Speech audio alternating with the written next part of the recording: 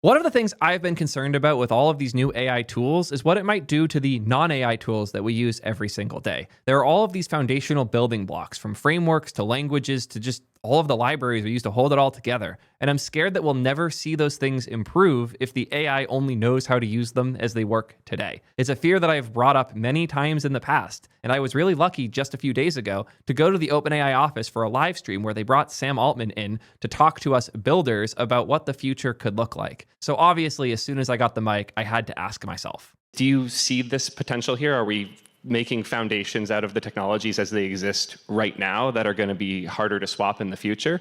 I think we are moving in the right direction, and I hope that updates and using new things and learning new skills even faster than humans do is like a next couple of years thing. I have my concerns, but Sam's response honestly has me kind of hopeful and excited. I like that he's thinking about learning and new things and making sure that models can learn about new things just like any human can, just like how you're about to learn about a new thing, which is today's sponsor. Are you a hiring manager or a founder or somebody that needs to employ people? Please watch this one, because you might be coding as though it's 2026, but you're probably hiring like we're still in the 80s. Why are we dealing with passing around resumes that are poorly AI-generated slop, hoping that we can find one diamond in the rough, and maybe, just maybe, that pile of inbound is going to result in one good engineer? It's almost certainly going to result in a handful of bad ones too, but we'll just roll the dice, right? Right? Not the companies I invest in, because I point them all at the same place. G2I. It's the best way to hire good engineers. It's honestly amazing to me that this didn't exist before, but I get why. Anybody who has 8,000 engineers ready to go is going to use them to go build their own companies or just run a traditional recruiting firm. But G2I decided to go a different route. They wanted to fix hiring, not charge you for how broken it actually is. When you start hiring through G2I, you do a quick call, you set up a shared Slack channel, you give them some questions you want to ask candidates, they go by hand pick the candidates they think are the best fit for you and what you're doing, be it a bunch of junior engineers or a handful of really, really experienced ones for a short-term contract. Whatever the hell your needs are, they help figure it out. They find the best set of candidates. They ask them all those questions that you provided. They get back video responses that they send to you, and then you choose who you think is best. And if you're not that great a judge, that's fine too, because you get a 7-day trial. I love this because it means the employee doesn't end up in a place that they hate working, and the employer doesn't end up with an employee that they hate having. This is one of those things that's obnoxious due to how hiring works in the US, especially around things like healthcare, and they've figured it out. I would have killed to have 7-day trials for my employees, and also would have killed to have a 7-day trial as an employee at the companies I was talking to before. There's a reason everybody from 1Password to Webflow to Automatic to Meta themselves have used G2I to help with hiring. It's because they have an insane network of people and an insanely talented staff trying to link those people up with the right companies. I know a lot of people who have worked with G2I, and I know zero who have regretted it. Start hiring like it's 2026 at soydev.link/G2I. What we played earlier was a very small cut of what I asked and what Sam said, and I honestly think it's worth hearing the whole thing before we go too deep on this topic. So let's start with that. I want to ask about something a little bit different, though, more on the technical side. I really love when technologies like the building blocks that we use evolve, and I've been there for some crazy revolutions in the web world, like moving to TypeScript and Tailwind and all of these things. One of the fears I have as the models and the tools we use to build with get better is that we might get stuck with the way we have things working now. Like the power grid in the US is built a certain way that makes things worse, and we can't really change it. Do you see this potential here? Are we making foundations out of the technologies as they exist right now that are going to be harder to swap in the future? Because even trying to get the current models to use the update to a technology that happened 2 years ago can feel like you're pulling teeth. Do you think we'll be able to steer the models enough to get them to use new things, or are we just done improving the technologies we build on now? I think we really will be very good at getting the models to use new things. Fundamentally, if we're using these models correctly, they're like a general purpose reasoning engine. The way we have things architected right now, they also have, a huge amount of world knowledge built into them. But I think we are moving in the right direction, and I hope that updates and using new things and learning new skills even faster than humans do is like a, next couple of years thing. A milestone that we will be very proud of is when the model can be presented with something totally new environment, new tools, new technology, whatever, and you can explain it once, or you don't even need to explain it. The model can explore it once and then just super reliably use that and get it right. And that doesn't feel very far away. I thought this was a really good answer. I know people love to shit all over OpenAI and Sam, but I find him to be really almost weirdly transparent. It doesn't feel like there's a lot of layers between what's going on in his head and what's coming out of his mouth. Like, they're very well aligned. And it's clear that he both sees what I see right now, which is that when you give the model a new thing that isn't in any of the training data, it sucks at it. But if models in the future can improve in this, this will be a solved thing, and that he doesn't consider his work done until this is solved. This idea of the models learning and adapting to new information is just not a thing yet, but it is a thing that he is expecting to have happen sooner than later and is aiming for. But I want to go a lot deeper than this, because right now it's one of the biggest problems with models as we use them today. Models can't learn shit. By the time we are using the model, it has lost its ability to learn. It can operate on the knowledge it has, but we've effectively frozen its capability. To try and think of this as a developer, it's the difference between a runtime and a compiler. A runtime means that we can add new functionality by putting new code into it. But a compiler, once the code is compiled, the capabilities of it are now cemented. If you're compiling something, it can only do what it was compiled to do. When you're given a runtime, you can pass whatever you want to it. Models are very much compilers right now, where all of the info goes in, all of the training techniques go in, and the result is a thing that has a lot of capabilities. It has a nearly infinite feeling amount of capabilities, but it also has problems because anything that wasn't included in that process to create the model is not going to be there. You can steer it in certain ways, and this is one of the things that makes LLM so miraculous, is when you give it a certain set of context, a certain set of tokens that are what it's operating against, you can steer it in certain ways that make it much closer to doing what you would want, even if it's not in the training data. So to just use the basic examples y'all know me for, let's think about React. The React framework has some unique benefits for LLMs. The way that components are encapsulated means that it can edit one without understanding the others and be good. The fact that the syntax is so similar to both JavaScript and HTML in the parts where it makes sense to mean that training data for both apply to React some amount. And the sheer volume of React code in the world and the popularity of the standard and how consistent the syntax has been for decades now, those things all add up to React being good for LLMs, and most LLMs having a lot of React knowledge effectively baked into them. That means that if I want to get a model to write React code, all of that information effectively already exists in the model. But let's say I made some new framework. Let's call it T-Act or T3Act, my special new framework. And it has its own syntax. Instead of doing things like this, it instead does this. So we have colons instead of brackets or something like that. You get the idea. All of the data the model has is in a different format. And the way the model works is effectively autocomplete. So let's look at the tokenizer for the opening tag div and then the word hello. There are different places this could go. The model has to decide what does it think goes after this. It could decide world and then decide a close tag.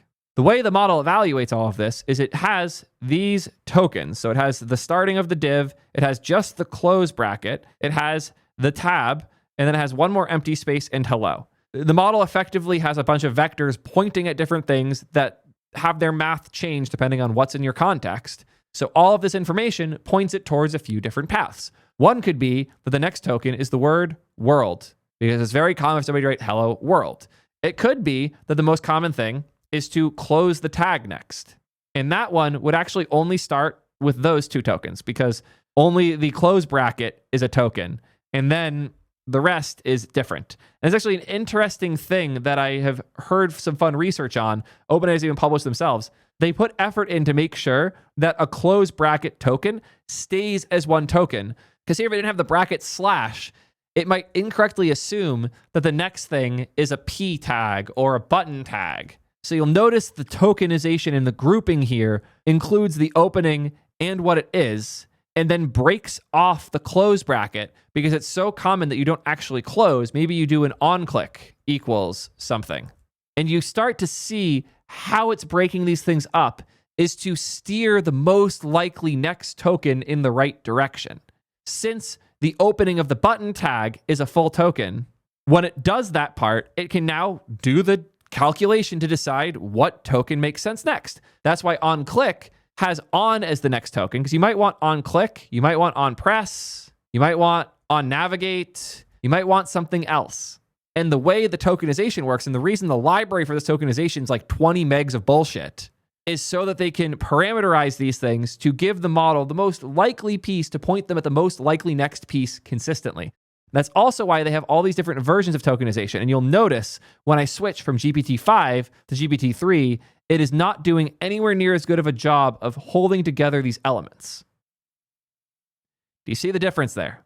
GPT-5 and new O-series models can keep the start of the element together. GPT-3 tears it to shreds. And the likelihood it gets the right next token is way lower when it doesn't have the right point to start from. I've been too deep in this shit for trying to set it up properly in T3 chat. Now we have to think about new things, though, because part of why this works is all of the data it was trained on, and it knows from that data, from the embeddings, from the vectorization, from all of the crazy stuff that's happened, that from this point, there's only so many places it can go. It can be the next word of hello, then world. It could be a close tag, and since it sees the start of a close tag, it knows it has to close the most recent thing, so it can very easily calculate that closing the div is the next thing. This makes sense because of the data the model has, because of the way the tokens are being broken up, and because of the way that we've post-trained them and done RL on them to make the model more likely to respond how we want it to respond by having the vectors point in the directions that we want it to point at.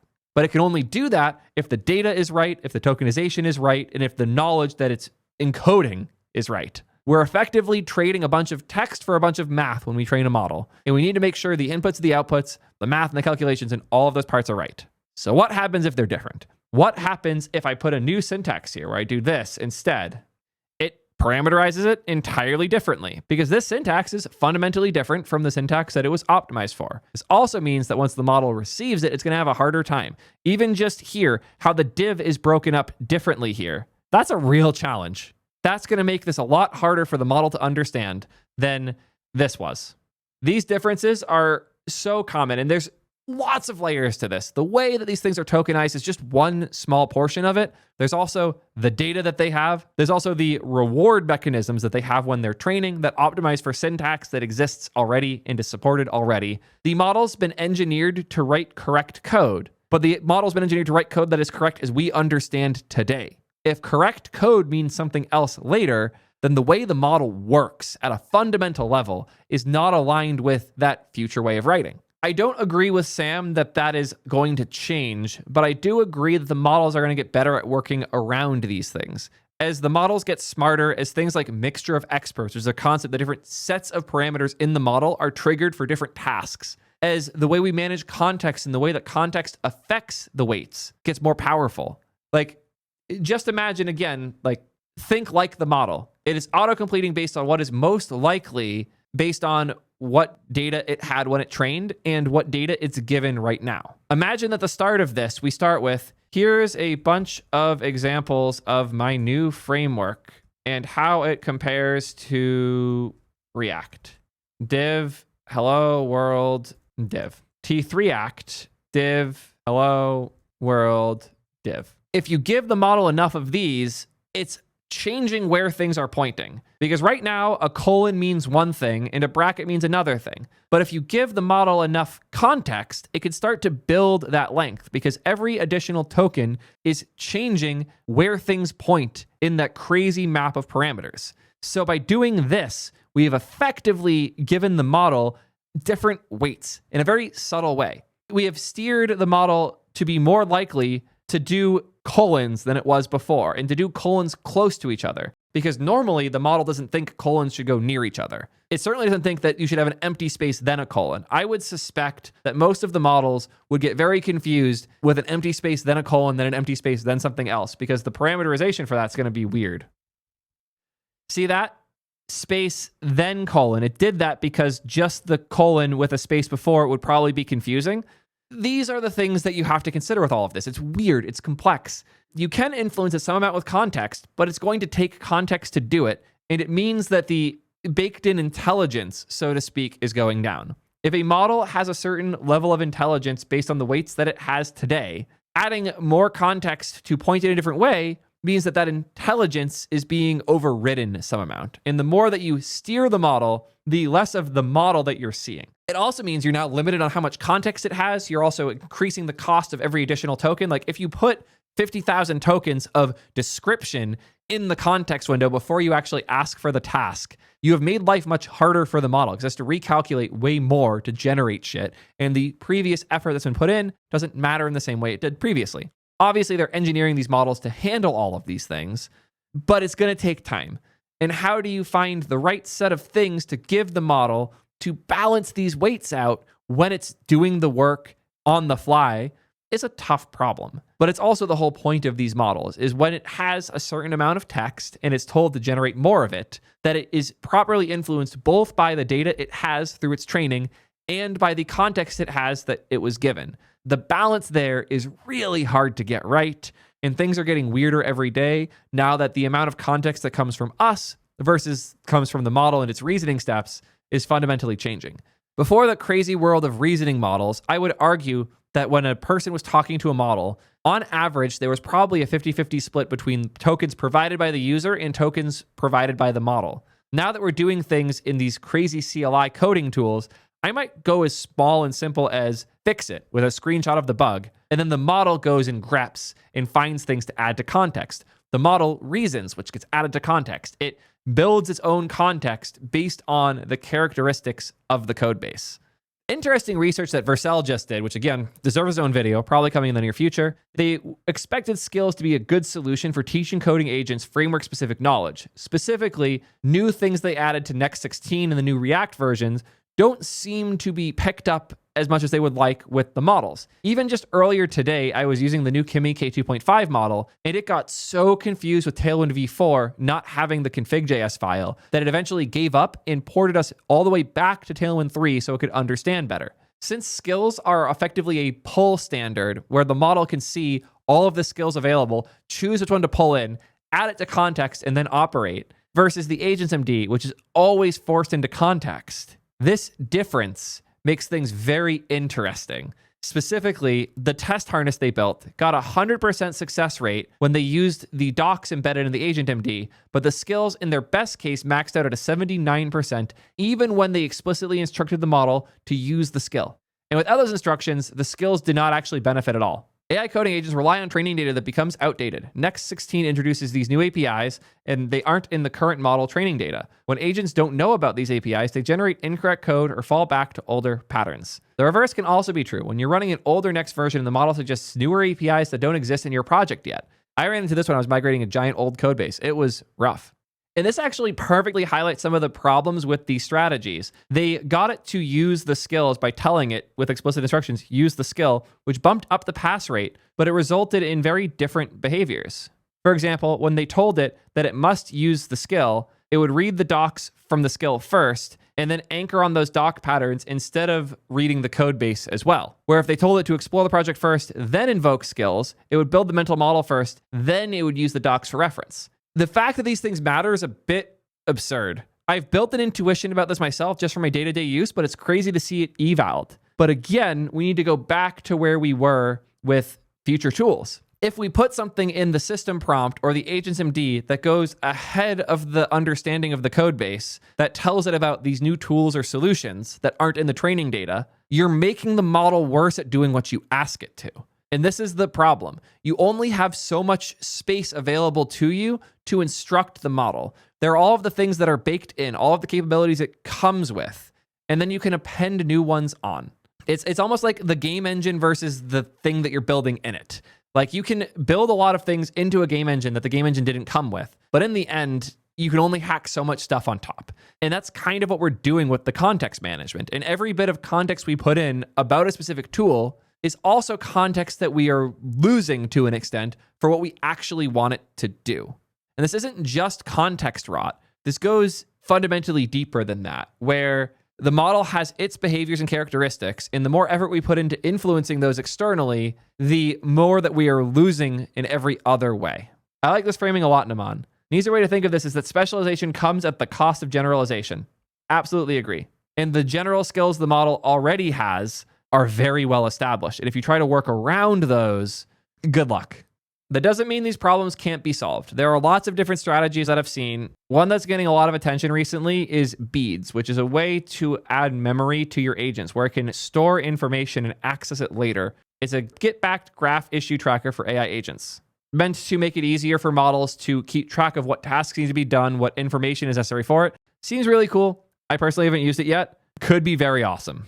Just wanted you guys to know about this as an example of how memory and issues can be shared and tracked across runs. Very interesting.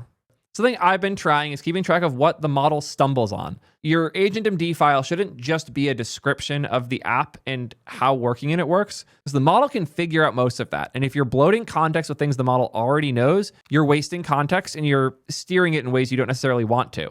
Here was the thing I tried. It's had its benefits and negatives. I did end up ripping it out, but I'm going to try steering it more in the future. This is in my agentmd, which is the file that's always populated as context when running things here. A note to the agent. We are building this together. When you learn something non-obvious, add it here so future changes go faster. This is the wrong copy to put here, but this concept seems to work really well, where the model will do a lot of work to figure out things and figure out what it doesn't get or what's going wrong. If it has to do 15 tool calls to find a piece of information and the information isn't what it expects, the next time you have a new thread, it's going to have to do the same exact things. But if you help the model figure those things out when it gets it wrong and it tries to compile and it fails and it goes and figures it out, if you can get the model to tell you when it struggled with those things, or you can even notice it doing that yourself, you can add that to the agentmd and significantly improve the speed at which the model can make meaningful changes to your code. It was a weird thing, and I would say half or more of the times I saw it change this file, the changes were bullshit. But the half of the time it didn't, where it actually made some sense. It was really cool to see what the model thought was hard or thought was confusing and use that to steer it better in the future. It's like a type of memory, but memory is a weird thing because if you just give the model a ton of context, that doesn't actually help. I talk about this a bunch in my simple mistakes you will make with LLMs video. More context doesn't solve this problem. Context is always a trade-off. If you give the model more tokens, you steer it more, but you're steering it based on what you wrote instead of what it knows. If you can find a minimal set of things to do light adjustments to where it's going, you're much more likely to succeed. So when Sam talks about the model learning, no one knows quite what that means yet, but it's my assumption that it's effectively a solution to this. Instead of you having to tell the model what knowledge to pull in, you can either always give it the knowledge and it will know when to apply or not apply it, which would be great, or it gets better at its own context management and the tools we use get better at keeping track of what things are and aren't confusing, that it feels like the model's learning as we use it. I could see things getting really good in this direction. I would expect a lot of improvement here, but it might not. It might just turn out that the models get dumber when you give them more things. We saw this with a lot of things like MCP, RAG, and all of these tools. Very strategically and specifically, they can help in certain isolated ways, but if you just give a model 15 MCPs and unlimited context, it gets dumber, not smarter. That's a consistent thing. But if the tooling can figure out how to work around that, we're in a good spot. So if what Sam is thinking is effectively automating this to always steer the model the right way, both via tooling outside of it, as well as capability inside the model directly, that makes a lot of sense. But what happens if it fails? What happens if this turns out to just not be good enough and we are stuck on the tools as we have them right now? What would it mean if we can't get models to be much better at using these new features and next? What would it mean if the training data never includes use cache connection forbidden, or if you have some new framework that doesn't quite map to the existing patterns people use, so the models cannot adapt to it well? How do we deal with this? I would argue we already are.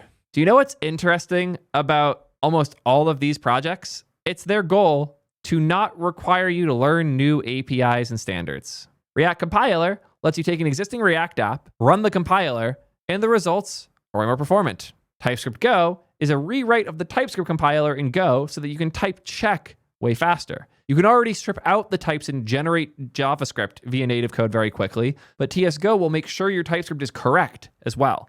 That's huge. UV is a drop-in replacement for pip that makes managing your Python environments comically easier and faster. OXLint is a drop-in replacement for ESLint that is still working on their ecosystem for all the plugins, but is advancing really fast alongside OX Format, which is a native rewrite of prettier. Then there's roll down, which is a Rust-based rewrite of roll up with the exact same API, so that it could be a drop-in replacement, not just for people using roll up directly, but also people using Vite. And then Bun, which is meant to be a one-to-one, fully compatible Node.js alternative with all of Node's APIs that was way faster.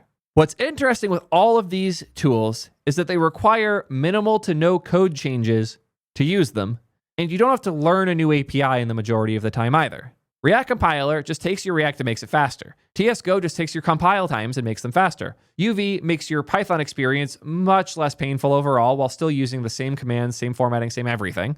OXLint and OXFormat are just formatters. You run the same lint command, things work the same way. Roll down, you can drop in and replace with rollup. Bun, you can take and run your whole Node app faster. These are the technologies that are the coolest right now, in my opinion, and are also the most likely to be adopted and successful because none of them require you to learn anything. That is exciting as hell to me. At the same time, I want things that evolve the way that we build. As y'all very well know at this point, I love stuff like Convex. I love stuff like TRPC. I love the Tailwind v4 overhaul and how it fixed so many problems I had with Tailwind. I love when people are willing to challenge the norms of how we build to make better ways for us to build. Even something like Effect. I have my love-hate with it, but there's a lot of cool things going on there and I want to use it more. But the problem is, all of these things require meaningful changes to how you think about and reason about your code. These things can all be dropped into your existing code bases and nothing has to change. These things all require meaningful changes to your code base for them to work. And there's a reason why most of these have been hard for models to use. It's getting better. Like Effect is now at a reasonable point. Convex has gotten way better with models overall. TRPC, it varies, especially when you have an old version of TRPC in a code base. It cannot figure that out at all. And Tailwind v4 has been hellish. Most models will just revert to v3. This has gotten so bad that the recommendation for people like the Effect devs is to just give the model access to the entire Effect code base and let it grep through and find what it's looking for. Ben, my channel manager and fellow YouTuber, Ben Davis, if you haven't seen him, sure, FaZe will show you his info on the screen. He built a tool for this called BTCA. It spins up a virtualized box with Daytona in the cloud that clones the repo and runs an agent with open code to find things in the code base to figure out what it doesn't know. This is how Ben is able to use Svelte and Effect in all of his stuff that he's vibe coding, because the models suck at Svelte and Effect, but if it can clone the full repo for those projects and hunt through them to find things, it can work. On one hand, this is super cool. He found a way to make the models behave with these tools, and it isn't just bloating context. It's a tool that the models can use to go get information that they don't have. As Shivam is saying in chat, it's insanely underrated and really good. That's awesome to hear. And Aiden Bai is also working on a similar thing. Not a surprise. We accidentally step on each other's toes all the time. Aiden's a good friend.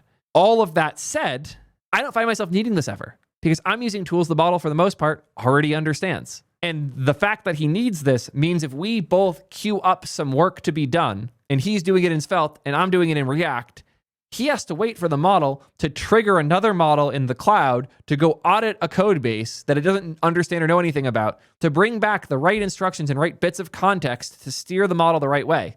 The model's already steered for me. I don't have to do any of that. And that's the difference. I don't know if the models will get good enough at learning that it is worth investing in things like this on the bottom here, things that change how you write code, when right now you get much more reward for these things. By making the code we already write faster, developers don't have to learn anything new. We don't have to rewrite the code that we're writing. We don't have to change the way that we write things. It just kind of happens. And the tools we get are improving, but the syntax doesn't necessarily. There are lots of places where this happens in the world already. Look at cars. Cars all have to fit the specific format and shape that fits on the roads. You can do all sorts of crazy things on top of it, but in the end, it has to fit that format. You can, hypothetically, in the right controlled environments, rethink how a car works. Like a car at a racetrack is going to be very different and have different requirements than a car on the streets. But 99% of cars are meant for riding on the streets. 99% of cars are using the same base shape for the bottom of the car. Everything else we do on top is like cool, fun, and nice. But we can't really change the base as much. I don't know if that will change. I could be wrong. It could get to the point where these models can learn and adjust so effectively that none of this matters. But I don't know if it will. And it's a concern I have. That's why I did my video forever ago called React is the Last Framework, because I was so concerned these things wouldn't improve or get better. And while I am excited to see all of the investment in alternative tools that match the shapes of the tools we use today, I'm just as excited about things that change how we build entirely. And there are so many things wrong with how we build today, so many fundamental pieces that just fucking suck, that I'm scared will never change now. And that's what I fear. That's why I asked the question I asked Sam. That's why his answer excited me, but I'm still not confident that React isn't the last framework. I hope my concerns here get alleviated soon. I hope that we see crazy new solutions to make models learn so that it doesn't feel like you're wiping the model's memory every time you make a new thread. But maybe, just maybe, we are stuck here. Hard to know for sure, but I'm curious how y'all feel. Am I too concerned? Am I just a framework nerd that loves all sorts of new things and that's why I'm scared? Am I going to be out of things to talk about if I don't have new frameworks every few weeks? Or is this a thing that's just going to get solved? I can't honestly tell you. I'm sharing this because I don't know. This isn't my usual video where I'm here to confidently tell you exactly how things work. I'm here to tell you I don't know where this is going. Everything's changing so fast, and I'm scared we might lose some of my favorite changes in the process. How do y'all feel? Let me know in the comments, and until next time, peace nerds.